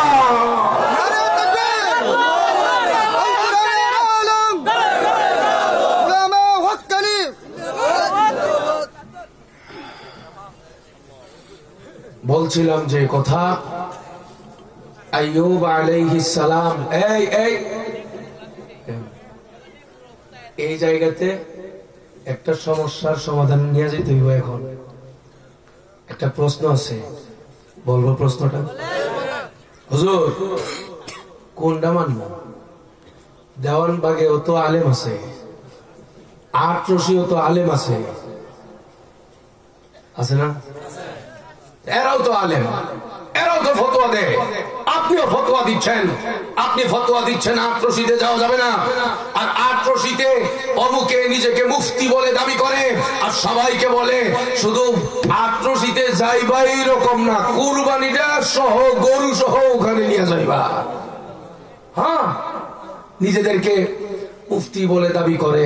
হুজুর আপনারা যেমন দাবি করেন আলেম মুফতি, আটরশিরও তো দালালি করে আলেম আছে, দেওয়ানবাগের দালালি করে আলেম আছে, মাইজভান্ডারের দালালি করে আলেম আছে, আছে তো, আছে না? আলেমে আলেমে বেশ কম নাই? কথা বলেন না কেন? আলেমে আলেমে বেশ কম নাই? ডাক্তারে ডাক্তারে বেশ কম নাই? ইঞ্জিনিয়ারে ইঞ্জিনিয়ারে বেশ কম নাই? এইরকম ডাক্তার নাই যে রাতের বেলায় সব রোগের ঔষধ দেয়, কোনো ভিজিট লাগে না, এইরকম ডাক্তার নাই? আবার এমন ডাক্তার আছে কিনা 6 মাস লাগে সিরিয়াল দিতে, ভিজিট লাগে 2000 টাকা, আছে না নাই? সব ডাক্তার কি সমান? আসতে কয় এটা বুঝতে যদি অসুবিধা হয় তাহলে একজন ডাক্তারের পরিচয় আপনাদের সামনে দেই, দেখি কেমন লাগে। 2006 সালে আমি আপনাদের এলাকায় আসছিলাম এবং সেটা ছিল আমার প্রথম আসা, এর আগে আসা হয় নাই। ওখানকার ওই যে কাজল ভাই এখানে দেখতেছি, ওই যে এখানে বসা, ওই যে আরিফ এখানে বসা, ওই যে এখানে মোস্তফা এরা আছে এখানে। ঘটনা কি হয়েছে দেখেন, আপনাদের কষ্ট হইতেছে তো? আমি তখন মিশর থেকে বাংলাদেশে আসছি, খুব বেশি সময় ছিল না, মাত্র 2 বছর সময় বাংলাদেশে আসা হয়েছিল, সময় গেছে। আমাকে ওনারা, এই ভাই কাজল, ভাই আরিফ, ভাই মুস্তফা ব্রাহ্মণবাড়িয়া দারুল আরকাম মাদ্রাসায় আমার গিয়ে দাওয়াত দিছে ওয়াজ করার লেগে। কিন্তু ওনারা আমার সঙ্গে চালাকি করছে, ওই যে সামনে বসাই দিতেছি। চালাকি করছে কি, আরেকজন কাদেরিরও দাওয়াত দিছে একই মাহফিলে, আমার কিছু কয় নাই। রেজবি একজন রেজবিরে ওনারা দাওয়াত দিছে, রেজবিরে বলে নাই আমাকে দাওয়াত দিছে, আর আমাকে বলে নাই রেজবিরে দাওয়াত দিছে। এবার বুঝেন কেমন কুরুত্তালি লাগাইছে, এরা এডি করছে। যাই হোক, আল্লাহ তাআলা তাদের হায়াতকে কবুল করেন, সবাই বলেন আমিন। আমি তো আগের থেকে যদি জানতাম যে একই মাহফিলে রেজবিরেও দাওয়াত দিছে, আমরা এরকম মাহফিলে যাই না, কারণ আমাদের যাওয়া উপস্থিতিটাকে রেজবিরা পরে দলিল বানায়, এই জন্য আমরা এগুলোতে যাই না। কিন্তু ওনারা তো নিয়ত ভালো, আমাকে কিছুই বলে নাই, রেজবিরে দাওয়াত দিছে। রেজবিরেও গিয়া মসজিদে গিয়ে দাওয়াত দিছে, খুব আদর যত্ন সোহাগ টোহাগ কইরা দাওয়াত দিছে। আমাকে যে দাওয়াত দিছে এটা ওই রেজবি সাহেবরেও বলে নাই, রেজবি সাহেবের নাম আমি বলবো না। যাই হোক, সর্বশেষ যেদিন মাহফিলের দিন, দেখেন হ্যাঁ এদিন কি করছে আমার সাথে। আমারে কয় যে কটিয়া দিয়ে এখান থেকে কি 100 কিলোমিটার দূরে? কয় কিলো? 5-6 কিলো ধরেন না, ধরেন 10 কিলো। কটিয়া দিয়ে আমার এক আত্মীয়র বাসা আছে, আমার খুব কাছের, আমার ভগ্নিপতির বাসা। আমাকে বলছে, হুজুর আপনার যে ভগ্নিপতির বাসা আছে ওখানে আপনি বিশ্রাম করবেন, ঘুমায় থাকবেন, আমরা না বলা পর্যন্ত গাড়ি টান দিবেন না। আমি তো সরল মনে টেম্পু চালাইছি, আমি তো আর গাড়ি টানি না। হেরাজি ভিতরে কি করতেছে। আমি ওই আমার তাও হিসাবের বাসায় আমি শুয়ে আছি, দেখি যে আমারে বলে না, আসার কথা বলে না। 9:45 আনুমানিক, আমার এখনো মনে পড়ে, বলতেছে হুজুর এখন চলে আসেন। আমি 9:45, আমার গাড়িটা ছিল সাদা কালারের গাড়ি, গেছি। মাহফিল থেকে বিশ্রামের ঘরটা ছিল অনেকটা দূরে, মাঝখানে ছিল কিছু অন্ধকার, বুট বাদাম বিক্রি করে মানুষ। ওই বিশ্রামের ঘরের ভিতরে গিয়া আমার তো মাথা গরম, গিয়া দেখি ঘরের ভিতরে চৌকি ফালাইছে 3টা। কয়টা? একটা খাটের মধ্যে লেখা আছে আজহার হিসাব, আর একটা খাটের মধ্যে লেখা আছে কাদির হিসাব, রেজবি, আর মাঝখানে আরেকটা ফালাইছে, মানে মাঝামাঝি যারা থাকেন এটা বলবেন, খাট ফালাইছে কই রকম। আমি তো এদিকে আজহারি খাট, এখানে রেজবি খাট, মাঝখানে মাঝামাঝি খাট, আমার তো মাথা ঠিক নেই, কি ব্যাপার? আমি বললাম যে এই আনেন তো, এই পোস্টার আনেন। পোস্টারের মধ্যে দেখি আমার নাম ঠিকই আছে, সাথে দেখি অমুক কাদির। আমি বলে ওনাদেরকে ডাক দিলাম, আপনারা একই মাহফিলে ওনাকেও দাওয়াত দিবেন, হুজুর যদি আগে থেকে বইলা কইয়া আপনারা দাওয়াত দিতা, আপনি তো আসতেন না। হুজুর একটু ধৈর্য ধরেন, হুজুর চাই পাচ্ছি, হুজুর মাছ ধরবার লেগে চাই যদি পাইতে থাকো, মাছ লাগবো নি, কহ মাছ লাগবো। শুধু আপনারা দাওয়াত দিলে এলাকার লোকজন আইব না, কারণ পুরা এলাকা হইলো ওই কাদিরির মুরিদ, কাদিরির ভক্ত হয়ে গেছিল। আর ওই কাদিরি ওই সময়ে পুরা এলাকার মধ্যে এই ফতোয়াটা গরম করে দিছিল, যারা দাঁড়ায় কিয়াম করবে না তারা কাফের, তাদের পিছনে নামাজ পড়লে নামাজ হবে না। দিছিল এই ফতোয়াটা, একবার পুরা এলাকার মধ্যে এই ফতোয়াটা দিছিল। এখন আমি যখন ঢুকছি ভিতরে, ওই যে কাদির সাহেব খাটে বসা, ওই বাড়ি তো মাগরিবের আগে আগে বসে, একবারে লম্বা 3 তলা টুপি মাথা দিয়া দেখছি, একবারে বসা। হ্যাঁ বসা, ডানে বামে মুরব্বীরা সাথে বসা আছে, খেদমত করতেছে। আমারে দেখা মাত্র ওই বেটা ওনাদেরকে ডাকছে, ডাকে কয় আপনারা না কইছেন যে আজহার হুজুর আইতো না, উনি আয় পড়ছে। পরে ওনারা বললো যে আচ্ছা আয়সা গেছে, এখন আর কি করা, আপনার বয়ান আপনি করবেন, হুজুরের বয়ান হুজুরের করবো। বেটা শেষ পর্যন্ত উপায় না দেখে ওনাদেরকে কইছে আমি বাথরুমে যাবো। এবার বুঝলেন হুজুরে বেশ কম করতে দেয়, কই যাবো বাথরুমে। তো ওনারা বুঝছে যে এই বাথরুম মানে এটা মনে আসল না, এটা মনে দৌড়াই না বাথরুমে, তো মানে এই জন্য খাদেম বাড়াই দিছে, ডানে খাদেম, বামে খাদেম, তোয়াইলার খাদেম, বদনার খাদেম, লুডার খাদেম, চতুর্দিকে লাইট মাইট লইয়া ডানে বামে খাদেম। এই আরিফ ভাই আছে না? অবাস্তব না বাস্তব? হ্যাঁ, এই যে দলিল আসেনি বলে তো খাদেম মানি খেদমত কত প্রকার ও কি কি। ডানে বামে পোলাবান তো এমনি বুঝেন শয়তান কি রকম হইতে পারে। পোলাবান সব খেদমতের লেগে পাগল হয়ে গেছে, মুহূর্তের ভিতরে গরম হয়ে গেছে খেদমতের পাটি। ডানে বামে একবারে তাদের এই হুজুরকে বাথরুমে নিয়ে গেছে, বাথরুম থেকে বের হওয়া মাত্র সবাই টয়লা টয়লা পতনা টতনা নিয়ে সবাই হাজির। হুজুরের খেদমত দেখছি কোন রকম করছে কইরা এরপরে বসছে। বসার পরে ওনারা এই যে কাজল ভাই, আরিফ ভাই, এরা যারা আছে ঘরের সাথে আইসি তো এই জন্য কাহিনীটা কই। পরে ওনারা সবাই গিয়ে ধরছে কাদির হিসাবে চলেন ওয়াজ করবেন। কয় সভ্য না, আমি ওয়াজ করতাম আজহারি সাহেব হুজুরের সামনে, হুজুর বয়ান করে যাইবো, এরপরে আমি আমার মন ভরে ওয়াজ করবো। ওনারা কয় আপনি পাগল না আমরা পাগল, আপনি কি লেগে আনছি বুঝেন না? আপনি আজকে বয়ান করবেন, নতুন বয়ান চলবে না, পিছনে যে ফতোয়া গুলো দিচ্ছেন এই ফতোয়া গুলো দিবেন, হুজুর এই ফতোয়া গুলো শুনবে, এরপরে এটার আলোকে আজকে বয়ান করবে। আচ্ছা কি মনে করে, হ্যাঁ কি দুনিয়াতে আছে মনে হয়, মাথা ঘুরে ফিরে যাওয়ার কথা না। তো শেষ পর্যন্ত ওনারা যখন এইভাবে কষায় ধরছে তখন কইছে, ওনারা কয় আসেন আসেন, না ভাই তাইলে আমি 20 মিনিট বয়ান করবো। ওনারা কয় 20 মিনিট না 10 মিনিট করেন, শর্ত হইল নতুন বয়ান চলবে না, পুরান বয়ান। যাওয়ার সময় এই যে ওনারা সামনে আছে, যাওয়ার সময় বেটা সোজা যায় নাই, আমার কাছে আইসে, আইসা টুপিটা খুলে দিছে, হুজুর একটু দোয়া করে দেন। পরে আমি মাথার মধ্যে ধইরা ফুটু দিছি, আল্লাহ না জানে কত কেমন লাগছে। পরে এরা সবাই আবার আবার খাদেমের ফাটি গরম হয়ে গেছে, দুই দিকে চতুর্দিকে খাদেম লয়ে যেতেছে মাহফিলের দিকে।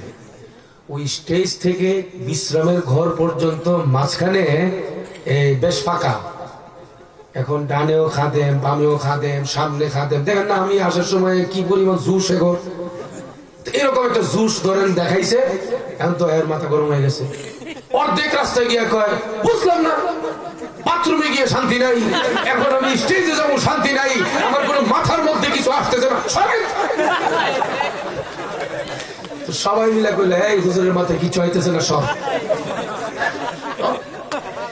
সবাই একটু জায়গা করছে, সরছে, সরা মাত্র বেটা স্টেজে না গিয়ে ইরি ক্ষেতের উপর দিয়ে দিছে। তো দিছেনি কোন দিছেনি ইরি ক্ষেতের উপর, ইরি ক্ষেতের উপর দিয়ে দিছে। তো হ্যাঁ দৌড়ে, কাজল দৌড়ে, আর দৌড়ে, হেরাও দৌড়াইছে, এরা দৌড়াইতে দৌড়াইতে দৌড়াইতে দৌড়াইতে ইরি ক্ষেতের ফেঁকে বানিয়ে হেরাও দৌড়ে, হেরাও দৌড়ে। হুজুর আপনার হাদিয়া দিব, আপনার আদর করবো, দোয়া নিব, হুজুর এমন করেন না। কিন্তু কে শুনে কার কথা, কারণ ভূমিকম্প নাজিল হয়ে গেছে। এরপরে ওনারা সবাই আসছে আমার কাছে, দেখে হাসতেছে, পায়ের দিকে তাকায় দেখি ফেঁকে মা দিয়ে ফানিয়ে কি আতায় উতায় আছে, বুঝলাম না। হুজুর একটু স্টেজে গেলে ভালো হয়, বৃষ্টির দিন ছিল ওই দিন, হুজুর স্টেজে গেলে ভালো হয়। আমি কে হুজুর না গেছে, হুজুর দৌড় মারছে, তো এদিকে দৌড় দিয়ে দৌড় মারছে, কি বুঝেন? হুজুরে হুজুরে বেশ কম নাই, আস্তে কোন না, আস্তে কোন দেন, হুজুরে হুজুরে বেশ কম নাই। হুজুর দেখলেই দৌড়াবেন, আপনার ঈমান নষ্ট হয়ে যেতে পারে। যে কোনো আলেম দেখলেই দৌড়ানো যাবে না, দেখতে হবে তার ইলমের সনদ মদিনা ওয়ালার সঙ্গে সম্পৃক্ত আছে কিনা। যে কোনো আলেমের ফতোয়া দেখলেই আপনাকে দেখতে হবে তিনি কোরআন হাদিস পড়েছেন কিনা, মুফতি হয়েছেন কিনা, কোরআনের তাফসীর জানেন কিনা, আকীদা সহিহ আছে কিনা, রাসূল পাকের জিন্দেগি তার জানা আছে কিনা, মাথা থেকে পা পর্যন্ত হাবিবে পাকের সুন্নাত আছে কিনা। বিশেষ করে ভারত উপমহাদেশের মধ্যে কে খাঁটি কে ভেজাল বুঝার জন্য একটা বড় দলিল, দেওবন্দের সাথে তার সিলমোহর আছে কিনা। আরেকটা ইচ্ছা করতে মন চাইতেছে,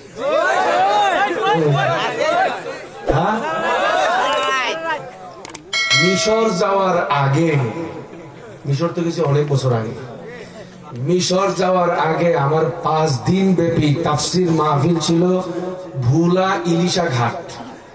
বরিশালের একটা এলাকা আছে না ভুলা, ভুলা, ওই ভুলা ইলিশা ঘাট 5 দিন তাফসির করছি। পঞ্চম দিনে আপনাদের কষ্ট হইতেছে, হ্যাঁ বলবো এটা, 5 দিন তাফসির কইরা শেষ দিন এই মুফাসসির আমি একাই ছিলাম। 5 দিনের তাফসিরের পরে দোয়া করতে যাব, এমন সময়ে এক বেটা কালো টুপি, কালো পাঞ্জাবি, কালো পায়জামা, চেহারা আরো মাশাআল্লাহ, স্টেজের মধ্যে দাঁড়াইছে। মাহফিলের সভাপতি সাহেবকে বলতেছে, হুজুর তো 5 দিন তাফসির করলো ঠিক, দোয়াও করে ফলাইতেছে, আসল কামটা তো হুজুর করলো না, তাফসিরটাই মাটি হয়ে গেল। আমি তো দোয়া করতে নিছি, সভাপতি সাহেব তো পাবলিক, উনি আমারে কইছে হুজুর 5 দিন তাফসির আপনিও মেহনত করে করলেন, আমরাও আপনার লগে জোগান মুগান যতটুকু পারি দিতেছি, কিন্তু আপনার পুরো 5 দিনই বলে শেষ, একবারে বাটি হয়ে গেছে। আমি বললাম কে কইছে? ওই যে উনি কইছে। আমি বলছি যে ফেতনা করে তো লাভ নেই, ওনারে বলছি ভাই আনেন, কি করলে 5 দিনের তাফসীরটা কাজে লাগবো? হুজুর আমার 5 মিনিট সময় দিবেন। কয় মিনিট? কোনো অসুবিধা নাই, 5 মিনিট সময় দিবেন। হাতে মাইক নিছে, মাইক নিয়ে কয় হুজুরে 5 দিন তাফসীর করছে, আমার ভালো লেগেছে, সবার ভালো লেগেছে, সব ঠিক, কিন্তু হুজুরের দাঁড়ায়া কিয়ামটা যে করলো না, পুরা 5 দিনের এই পুরা আমল নষ্ট হয়ে গেছে। এতটুকুন বলা মাত্র বইলা বলতেছে সবাই দাঁড়ান, 5টা মিনিটে আমি কিয়ামটা করে দেই, ইয়া নবী সালামু আলাইকা। আল্লাহুম্মা আমিন বইলা দোয়া করছি 1.5 ঘন্টা। এই জীবনে 1.5 ঘন্টা দোয়া দেখছেন কোন মাহফিল? 1.5 ঘন্টার মতো বা তার চেয়েও বেশি একটানা শরীয়তে কিয়াম আছে না নাই, সুন্নত বেদাত পক্ষে বিপক্ষে যত দলিল দুয়ার ভিতরে সেরে নিস। দুয়ার ভিতরে তো আপনি দাঁড়াইতে পারতেন না, আন্দোলন করতে পারবেন না, আমি যা বলি তা শুনতে হইব। আমি দুয়ার মধ্যে যত দলিল আছে জবাব আছে আমি দুয়ার ভিতরে সেরে ফেলাইছি। সাইরা এরপরে আমি কবুলিয়তের জন্য দোয়া কইরা শেষ করছি।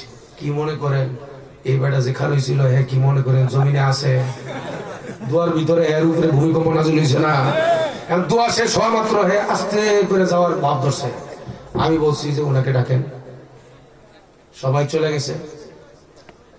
আমাকে বললো যে হুজুর আমাকে দাঁড় করাইছেন কি হুজুর, কিছু কইবেন সবার সামনে? আমি বললাম না, আপনার সবার সামনে করার দরকার কি, আপনি আইন। ঘরে নিছি, নিয়ে বললাম যে একটা হাদিস কইবেন, যে হাদিসটাই আপনি পারেন, এই জীবনে যদি একটা হাদিস পারেন ওই একটা হাদিস আপনি কইবেন। আমি শুধু জিজ্ঞেস করবো যে কোনো এক জায়গায় এখানে জবর কেন হইলো, গ্রামারের আলোকে আপনি জবাব দিবেন। যেটা পারেন আপনি হেডেই করেন। হুজুর আমি তো আলেম না। আমি বললাম আমার 5 দিনের তাফসীর দিয়ে তুমি নদীর ভাষায় দিছ, না আলেম না? এত বড় পাগড়ি টাকরি বাইন্দা এত লম্বা জুব্বা চাব্বা পরে আসছো, সবাই তো মনে করছে অমুকেও আলেম তমুকেও আলেম, কষায় যখন ধরছি আমি তো আলেম না। তো আলেম না হলে তো এখানে এটা বলছি কেন? হুজুর আমি নবীরে ভালোবাসি, তো এই ভালোবাসার দাবিতে। আমি ও এটা 21শে ফেব্রুয়ারি, 21শে ফেব্রুয়ারি হয়েছ, 14 ফেব্রুয়ারি হয়েছ। আমি যা বসে হুজুর ছেড়ে দেন না। কি করবেন হুজুর? বিরাট ভয়ে আছে, কিচ্ছু না, আসছেন বুঝে গেছেন, আর ভবিষ্যতে এরকম করেন না, একসঙ্গে খানা খাবো। হুজুর আমার পেট ভরা না, খানা খেতে দিব। পরে আর কি করবো, কমিটির সভাপতি সেক্রেটারি সবাই মিলে কইতেছে আরে হুজুরে কইছে 5টা দিন হুজুরে আমাদের এলাকায় আছে, হুজুরের সাথে বসে খানা খাও। ওটা ভিতরে গেছে, যেই মাত্র খাবার দিছে সামনে, হঠাৎ করে ভাই এমন এক কাশি আইছে, হ্যাঁ এমন এক কাশি তার আছে, এই কাশি দিতে দিতে হের কলিজা ফাইটা যাইতেছে। পরে হঠাৎ করে বলতেছে আমি বাইরে গিয়ে কাশিটা ফালাই, জুতা টুতা ফালাইয়া হে দিছে। তো আজকের এই জায়গায় আমাদের সকলের এই সিদ্ধান্ত হতে হবে, যতদিন আমি বেঁচে থাকবো, আপনি বেঁচে থাকবেন, আপনার ছেলে বেঁচে থাকবে, যুব সমাজ বেঁচে থাকবে, আল্লাহকে পাওয়ার জন্য, জান্নাত পাওয়ার জন্য, জাহান্নাম থেকে মুক্তির জন্য, শরীয়ত বুঝার জন্য, হক বুঝার জন্য, বাতিল বুঝার জন্য, হালাল বুঝার জন্য, হারাম বুঝার জন্য মৃত্যুর আগ পর্যন্ত দেওবন্দি এবং কওমে উলামাদের ফতোয়া মাশওয়ারা নিয়ে চলবো। মৃত্যুর আগ পর্যন্ত কারা কারা রাজি আছেন ইনশাআল্লাহ?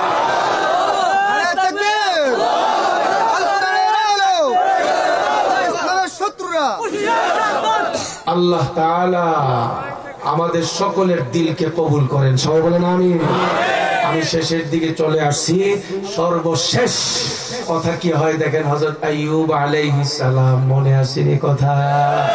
আইয়ুব আলাইহিস সালামকে আল্লাহ তাআলা বললেন, আঘাত করো তুমি জমিনে। আঘাত করা মাত্র গোসলের পানি বের হয়ে গেল।